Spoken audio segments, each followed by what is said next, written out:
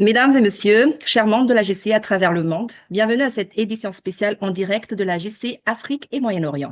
Je m'appelle Sandra Tinarati Mazaf, présidente du Sénat de la GCI Madagascar, et aujourd'hui, j'ai l'immense honneur et le privilège d'animer ce programme exceptionnel pour vous. C'est avec une grande fierté que nous lançons ensemble la toute première édition du programme mensuel de reconnaissance des anciens membres de la GCI. Ce programme a été conçu pour un objectif clair, honorer nos anciens leaders, ceux qui ont contribué à faire de l'organisation, cette organisation dynamique et influente qu'elle est aujourd'hui. Mais plus encore, il vise à préserver leurs enseignements et leurs conseils pour inspirer et guider les membres actuels et les futures générations. À travers cette initiative, nous voulons bâtir un pont entre le passé, le présent et l'avenir, en mettant en lumière les parcours inspirants de ceux qui ont marqué l'histoire de la Chambre internationale en Afrique et au Moyen-Orient. Préparez-vous à une session riche en échanges, en anecdotes et de leçons de leadership précieuses. Avant de commencer, permettez-moi d'introduire aujourd'hui notre invité d'honneur. Alors, notre invité a cofondé la Jeune Chambre internationale Jandouba en 1977 et en a été élu président en 1978. Il a été élu président national de la GCI Tunisie en 1980. Son parcours au sein de la Jeune Chambre lui a conduit à être élu en 1986 en tant que président mondial de la Jeune Chambre, notre tout premier président dans la zone Afrique et Moyen-Orient. Cher Président Mohamed Monsef Barouni, merci infiniment d'avoir répondu à notre invitation ce jour. Et avant de commencer, nous sommes très ravis de vous avoir parmi nous. Pour commencer, est-ce que vous pouviez nous partager votre parcours au sein de la Jeune Chambre et comment vous y êtes engagé la première fois? Tout d'abord, je dois vous remercier pour ce contact et pour ce projet que vous avez donc commencé à mettre en exécution pour assurer ce lien entre les anciens, les actuels et peut-être les futurs. Mon engagement au niveau de cette organisation magnifique, la Jeune Chambre internationale, remonte à 1977. Ça fait longtemps. Et donc, j'étais dans la ville de Jandouba, qui est une ville de la Tunisie, et je pratiquais la profession d'avocat d'affaires. Et en tant que jeune avocat, j'étais invité par un groupe du Bureau national de la GCI Tunisie pour assister à une présentation de l'organisation à un groupe de jeunes potentiellement membres de cette nouvelle organisation à Jandouba. Donc j'étais tout d'abord très honoré par cette invitation. Et deuxièmement, quand j'ai assisté à cette réunion de présentation et de formation en même temps par des dirigeants nationaux de l'époque, j'étais impressionné par deux faits très spéciaux dans cette organisation, parce que j'étais actif dans d'autres associations, dans d'autres organisations. Mais deux spécificités dans la présentation qui nous a été faite m'ont impressionné. La première caractéristique, c'est que cette organisation de la Jeune Chambre internationale, c'est qu'elle est mondiale, elle n'est pas locale. Deuxième caractéristique, c'est une organisation qui a une histoire, longue histoire. Donc, elle a été créée en 1915. Et ces deux caractéristiques ont fait que je m'attache donc à cette organisation et je me suis dit, il faut absolument que j'apprenne plus sur cette organisation en étant de l'intérieur. Et c'est comme ça que j'ai accepté d'être un des membres fondateurs de la GCI Jandouba de la Tunisie. Alors, chaque leader a une histoire unique et inspirante. Vous avez gravi les échelons au sein de la Jeune Chambre et à un moment donné, vous avez pris la décision d'endosser le rôle de président mondial. Qu'est-ce qui vous a inspiré à assumer cette responsabilité et quelle était votre vision durant votre mandat? Après mon engagement dans cette organisation au niveau local, directement, donc j'ai pris les responsabilités de secrétaire général de cette OLM qui vient d'être créée. Et donc j'ai participé à plusieurs réunions en 1977, locales, régionales et nationales, mais surtout, on a eu au mois de septembre 1977 un symposium international organisé à Tunis. Et c'est vraiment l'occasion qui est très remarquable pour un membre qui vient de rejoindre cette organisation d'ouvrir ses yeux sur la dimension mondiale que je viens d'indiquer par cette manifestation à Tunis. Et donc, j'ai assisté à ce symposium international en mois de septembre 77 en tant que membre, fondateur et secrétaire général de l'OLM de Gendouba. Et j'ai assisté donc à la cérémonie d'ouverture, à l'Assemblée générale, aux différentes sessions de formation, etc., et aux soirées nationales organisées à l'époque. Et j'ai vu, tout d'abord de loin, et après un petit temps de près, le président mondial de l'époque, 1977, qui est un Américain de Hawaï, qui s'appelle Ronald O. AU. Ronald O était le président mondial de la GCI en 1977 et il était donc à Tunis. Et je l'ai vu face à face, comme ça, directement. Et j'étais impressionné par sa personnalité, sa présentation et ses idées. Et je lui ai posé la question, parce que était le président mondial de l'époque, moi qui étais donc un membre fondateur d'une nouvelle OLM qui vient d'être créée quelques mois avant cette rencontre, que faites-vous en tant que président mondial et comment arriver à être justement un président mondial? Il a tout naturellement accepté de me répondre à ces questions, mais d'une façon très gentille, très diplomatique et très éloquente. Ronald O m'a vraiment impressionné et je me suis dit, Monsef, tiens, voilà un cas d'expérience vécue qui s'est exprimé face à face devant moi. Et là, donc, ça peut être justement une idée d'un projet. Et on a appris à la jeune chambre que il faut toujours avoir un idéal. C'est-à-dire, il faut rêver, rêver, dream. Don't stop dreaming.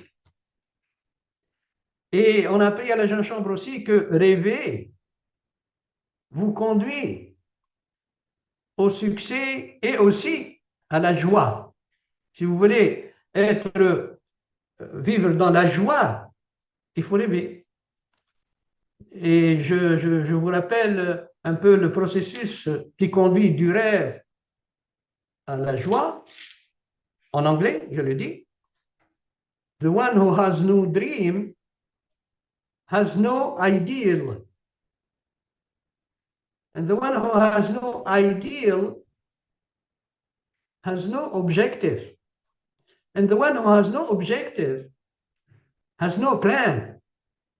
And the one who has no plan has no action. And the one who has no action has no result. And the one who has no result has no happiness. So, il faut lier donc le dream à la joie, à la happiness, et ça justement en passant par les différentes phases que je viens d'indiquer. Et pour moi, c'était justement le point de départ de Dream, d'être un jour, en 1977 déjà, un jour à la place de Ronald O. C'est fascinant de voir comment une vision forte peut influencer et inspirer toute une organisation. Parmi les nombreuses initiatives et projets que vous avez dirigés, quels sont selon vous votre accomplissement ou le projet le plus remarquant en tant que président de la Jeune Chambre internationale?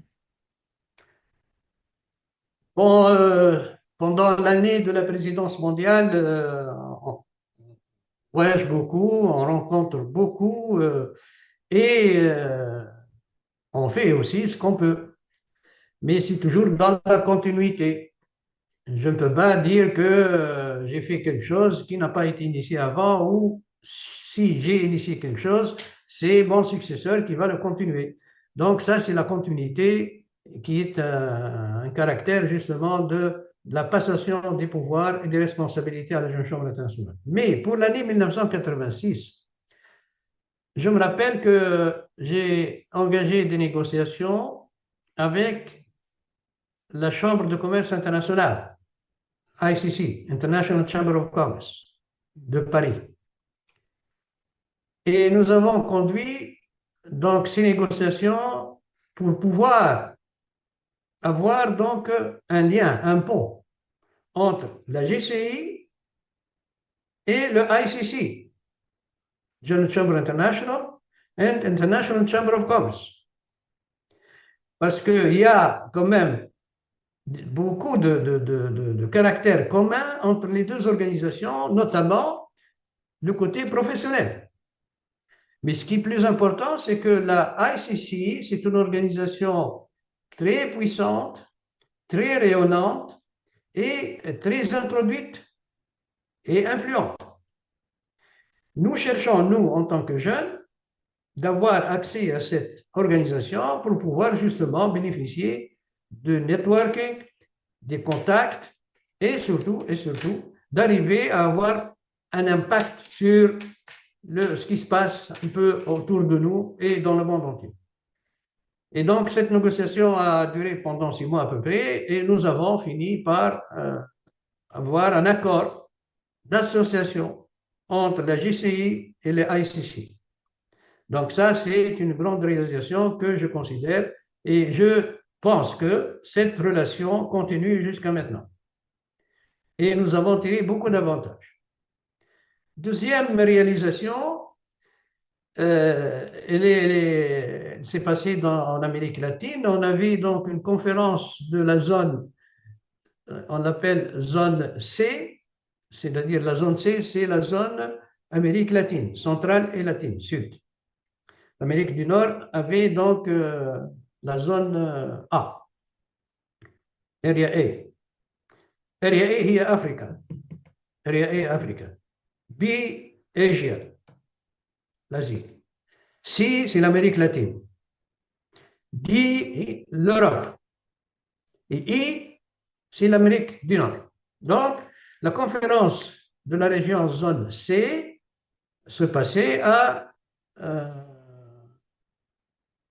dans un pays dans l'Amérique, San Salvador. San Salvador, c'est la capitale de El Salvador. Et on avait la conférence au mois de juin, à peu près, en 1986, donc à San Salvador. Et le président, d'ailleurs, de cette conférence, c'est Isfahani Samin, qui est un ancien président mondial, qui est venu après moi. Il est de Sri Lanka. Isfahani Samin était donc vice-président exécutif, président de la conférence de San Salvador, et moi, j'étais donc président mondial à l'époque, en 1986. Et on avait un problème. Les délégations de l'Amérique centrale et l'Amérique du Sud, l'Amérique latine, trouvaient beaucoup de menaces et de difficultés pour assister à cette conférence de San Salvador à cause justement du terrorisme. Et le pays ne pouvait pas, notamment le gouvernement, ne pouvait pas donner les assurances et la sécurité nécessaires pour que les délégués internationaux soient en situation safe à l'occasion justement du voyage et de la conférence.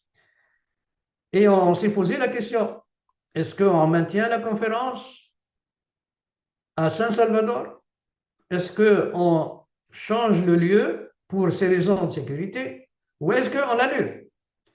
Eh bien, la décision a été prise de maintenir la date de cette conférence, maintenir le lieu de la conférence et avancer. Et donc, j'ai fait 2 voyages justement au San Salvador avant la conférence et j'ai donc assisté avec des réunions avec le gouvernement et le président de la République du San Salvador à l'époque. Et nous nous sommes convenus que cette conférence sera l'occasion d'organiser une marche pour la paix à San Salvador à l'époque où tout le monde était menacé par ce terrorisme. Donc, on a pris la décision, on a pris le risque, mais avec une fermeté dans la position que nous avions, justement, pour démontrer que la GCI, c'est une organisation, justement, qui doit jouer un rôle dans ce cadre de turbulence ou d'instabilité ou de risque. Non, nous allons de l'avant et nous croyons que si on se comporte d'une façon civique, responsable, on n'aura aucun problème. Et effectivement, la conférence a eu lieu dans les conditions que nous avons discutées et arrêtées avec le gouvernement. Et nous avons organisé justement cette grande marche pour la paix en plein centre de San Salvador. C'était un grand événement que tous les citoyens de San Salvador ont connu et ils ont beaucoup changé leur attitude vis-à-vis justement de ces événements. Donc, on a poussé la société de San Salvador, le peuple de San Salvador, à changer d'aptitude et de position concernant les événements qui se posent et qui se passent justement à l'époque. Ça, c'est le deuxième grand événement dont je suis fier, non pas parce que je suis président de GCI, mais parce que j'appartiens à cette organisation qui a pris le courage et la décision et le risque pour démontrer que nous croyons en la paix. Et nous faisons la paix. Troisième événement, bon, c'est le fait que je sois désigné en tant que président mondial de GCI, le président du congrès de Nagoya, le président du congrès mondial de Nagoya en 1986, ce congrès qui est resté pratiquement remarquable. On a eu à ce congrès de Nagoya 14 500 délégués qui ont assisté à ce congrès mondial de Nagoya en 1986. 14 500. Et j'étais très fier de travailler avec l'équipe d'organisation de ce congrès. Vous savez, l'équipe d'organisation du congrès de Nagoya comptait 750 membres. Le comité d'organisation seulement. Et j'ai travaillé avec beaucoup de précision parce que, bon, avec les Japonais, il faut que je prenne mes précautions, hein, dans le temps, dans l'espace, dans la communication, etc. J'ai appris beaucoup de choses en travaillant très étroitement avec cette équipe d'organisation du congrès de Nagoya. Cet accomplissement démontre parfaitement l'impact que l'on peut avoir, que peut avoir un leader engagé. La GCI est reconnue pour son rôle dans le développement personnel et professionnel de ses membres. Comment votre expérience au sein de la Jeune Chambre a-t-elle façonné votre propre croissance, aussi bien sur le plan professionnel que personnel? Bon, comme je vous ai dit déjà, j'appartiens donc à ce métier d'avocat, d'affaires. Et durant mon mandat de président mondial, j'ai pu visiter beaucoup de cabinets d'affaires, notamment aux États-Unis.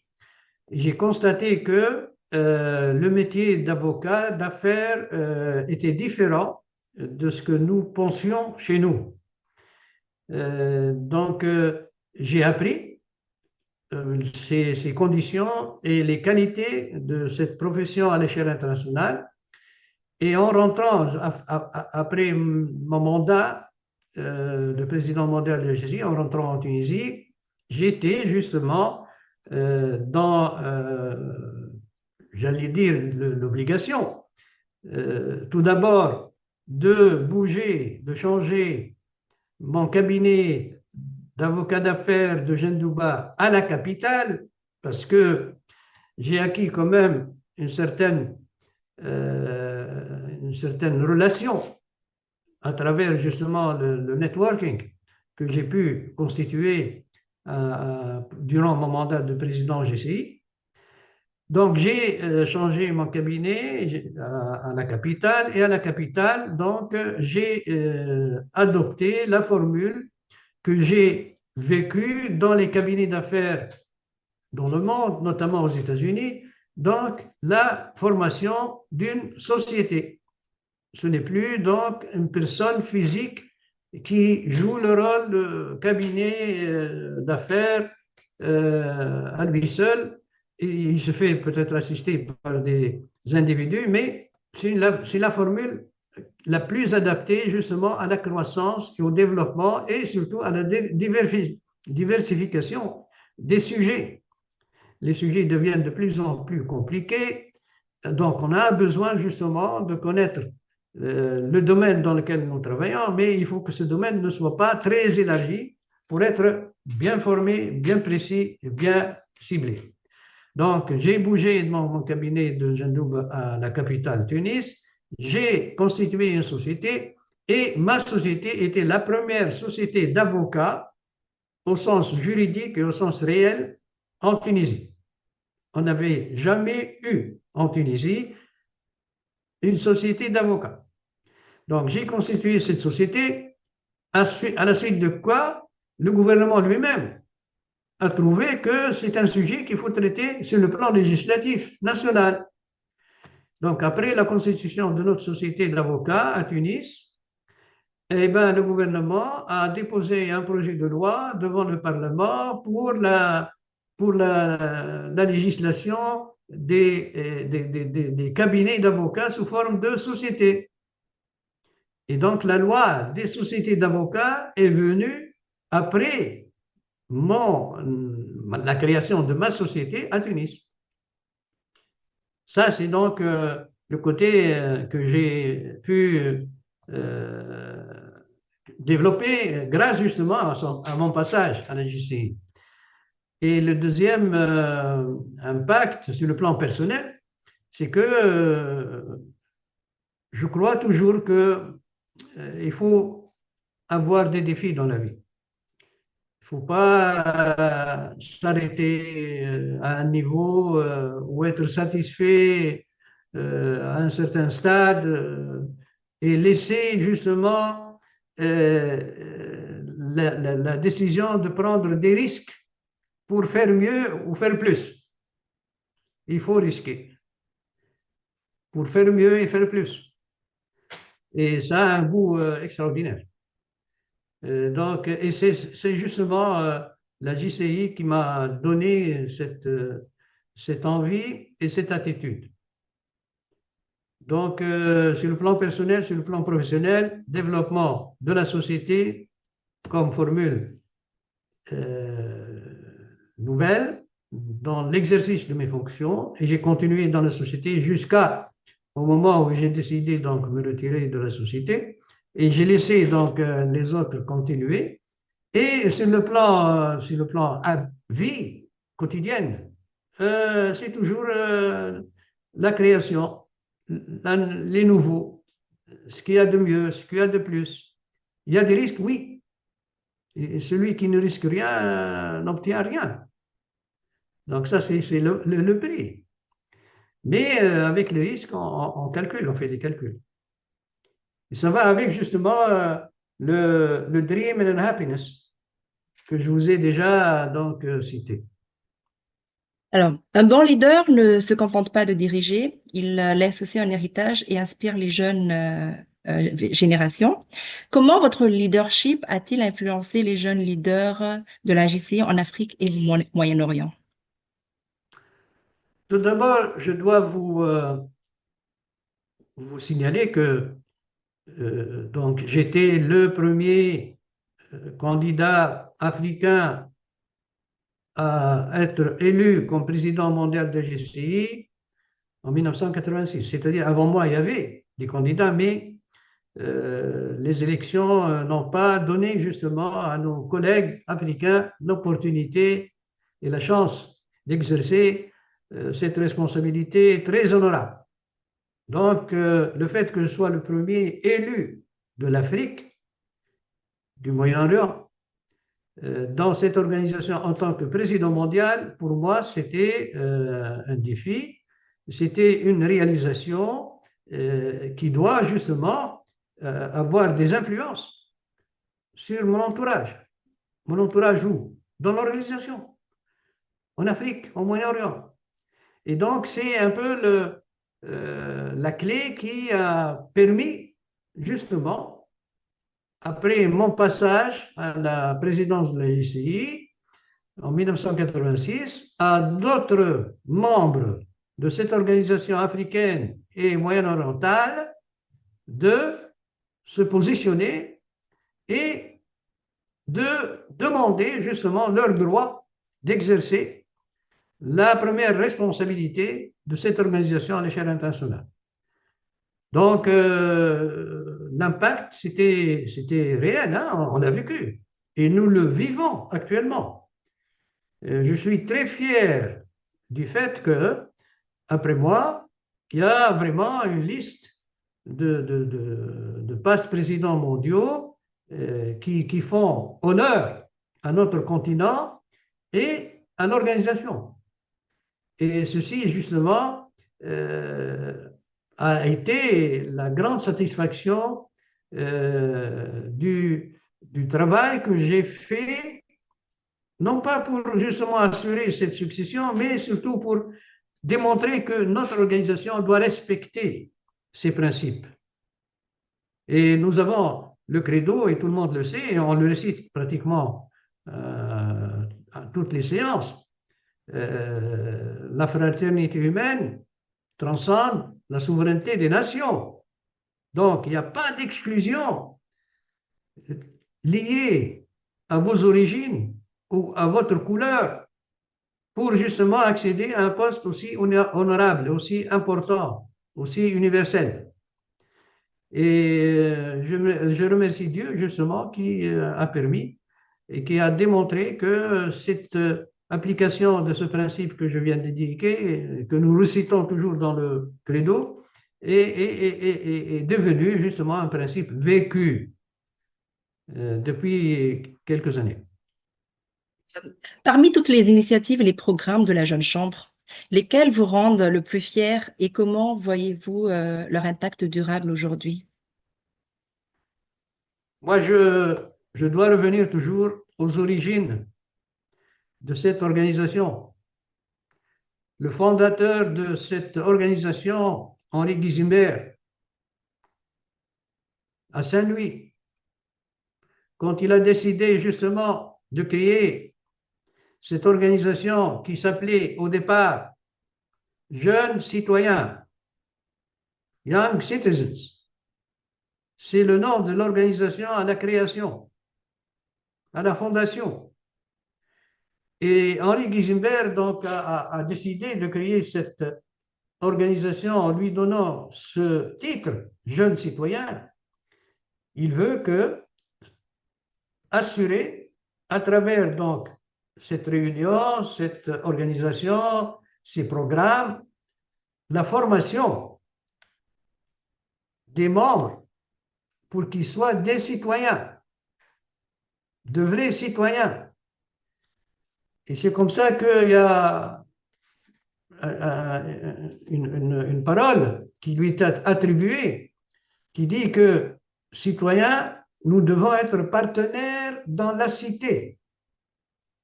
Partenaires, nous sommes partenaires dans la cité. Nous sommes jeunes, mais nous sommes partenaires dans la cité.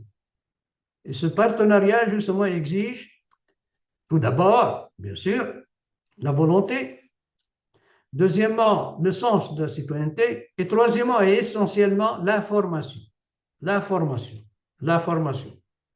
Et c'est pour ça que je considère que le plus grand service que nous rend cette organisation, c'est la formation, donc Leadership Development Organization.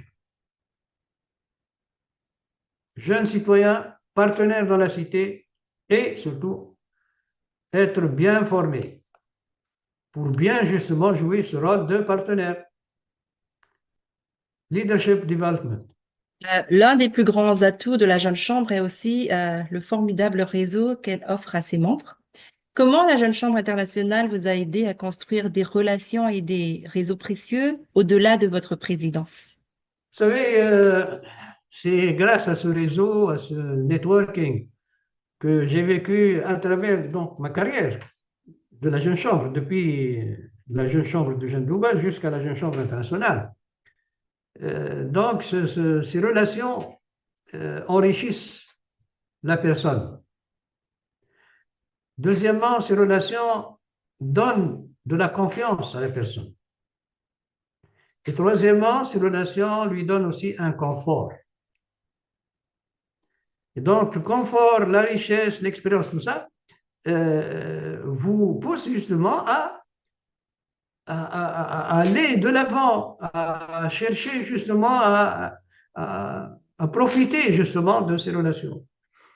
Et je garde vraiment des relations que j'ai pu avoir durant ma carrière jusqu'à maintenant. Heureusement qu'il y a certains qui continuent à être en vie et nos contacts sont très riches. Ça permet justement de nous saluer mutuellement, mais surtout de demander sur les nouvelles, sur la situation, sur la santé, etc. Et ça, c'est justement très enrichissant parce que sur le plan professionnel aussi, ça permet justement de faciliter beaucoup de questions liées à l'exercice de la profession, notamment quand elle dépasse les frontières nationales. Donc, ces relations, ce networking est très enrichissant et je considère que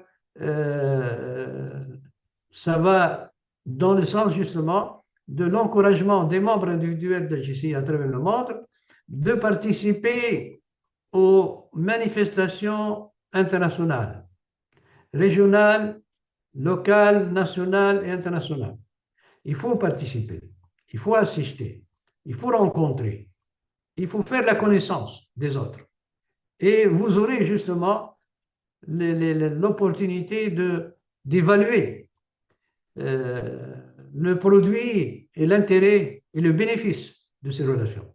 Votre parcours est une source d'inspiration et vous êtes un témoin privilégié des opportunités qu'offre la Jeune Chambre. Pourquoi pensez-vous que les jeunes professionnels devraient rejoindre la Jeune Chambre aujourd'hui? Mais c'est très simple parce que tout d'abord, ils vont se former. On a toujours besoin d'être formé. On a toujours besoin d'être mis à jour. On a toujours besoin d'évoluer. Mais on a besoin aussi des contacts, des relations. Et à la Jeune Chambre, donc, on a les deux, la formation et le réseau.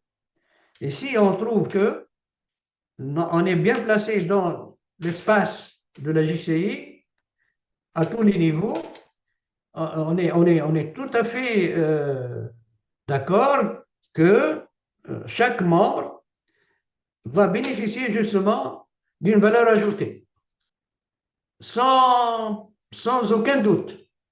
Il y a une valeur ajoutée qui est assurée. Et on vit justement pour avoir cette valeur ajoutée. Hein. Donc, il faut absolument vivre dans l'organisation pour pouvoir justement bénéficier de ces valeurs ajoutées qui viennent de l'expérience, des relations et de la formation. C'est un excellent message pour tous ceux qui hésitent encore à franchir le pas. Même après votre présidence, la GCI a continué à influencer votre vie et votre carrière. Comment cette expérience continue-t-elle à vous impacter aujourd'hui? Ben, tout d'abord, ça me permet d'être dynamique, malgré l'âge, mais on ne voit pas l'âge. On est dynamique parce que je suis un ancien de la GCI et ancien responsable mondial de la GCI. Donc, on est dynamique, actif. Et surtout, le capital que nous avons constitué à travers donc, ce passage, un capital qui vous pousse justement à toujours aller de l'avant, à créer, à donner.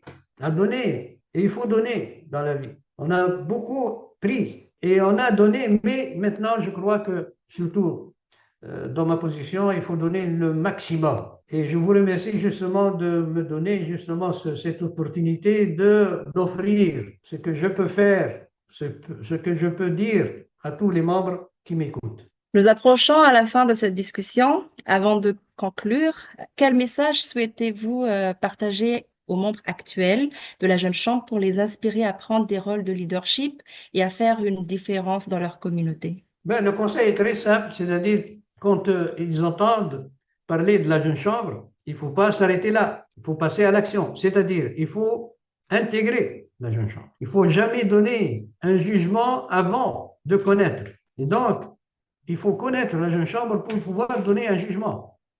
Il y a beaucoup des membres que nous cherchons justement à rejoindre dans l'organisation et donc un faux calcul et un faux jugement. Il faut entrer, vivre, et vous allez voir que vous allez pratiquement être retenu par vous-même dans cette organisation magnifique.